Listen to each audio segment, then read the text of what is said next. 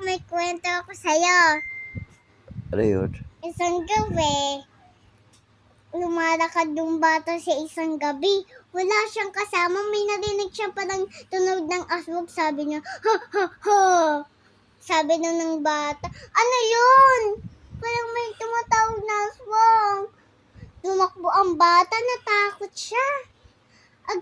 Hindi siya mapigilan kung tumakbo siya. Hindi niya alam yung padaan, pauwi.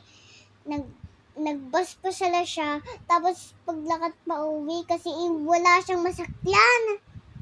Na yun, may aswang na naman may aswang na andito sa likod niya, humawak. At natignan niya na walang aswang.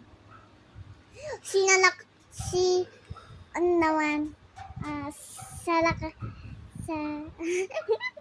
ulit. Kasi yung bata kasi, gabing-gabi siya umuwi. Ngayon, nakadating na pala siya sa isang bahay nila, tapos pumasok siya. Wala nang tao, malis ka na ng mamagulang, kala ko. Doon pala sa Maynila, hindi sila kasama. Yung bata, mag-isa lang pumunta sa Maynila. Nalaman niya na pumunta sa Maynila yung kanilang magulang. Tapos, bigla na lang may aswang na ulit ng umaga. Natulog siya. Tapos, andito na yung magulang niya bago pa gumating. Kasi may batang naglaro sa isang gabi. Hindi siya natutulog, nagse-cellphone lang siya. Isang gabi na wala agad yung mama nila. Kasi napag cellphone pala siya, kala ko kasama siya. Kala ko mag-SM sila. Isang gabi na naman ulit. Umalis yung bata, nagpunta siya ng Jollibee. Andun pala yung mama niya sa Jollibee. Pagdating niya sa Jollibee, wala lang pala yung mamagulang niya sa Jollibee. Nasa Maynila ulit.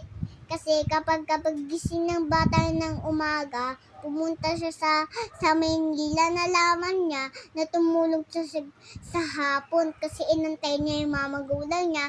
Hindi pa din, pero nauuo siya, pero hindi niya alam yung ano ba kasi sabi daw ng bata? Ano ba kasi hindi ko alam yung pagtataas ng tubig. Ibaba ko na lang kaya matapon. Nakunta ko kay mama nito kapag tatapon na to. Sige na nga lang. Pinag-isipan ng bata. Pinood niya yung pinagsalita ng mama niya. Sabi daw ng mama niya sa pinapanood niya, anak ha, itaas mo yung tubig, tapos huwag mo ibababa dyan ha, baka matapon. Nakakaputa ko lang ng Maynila, galing ba ko gumating nito?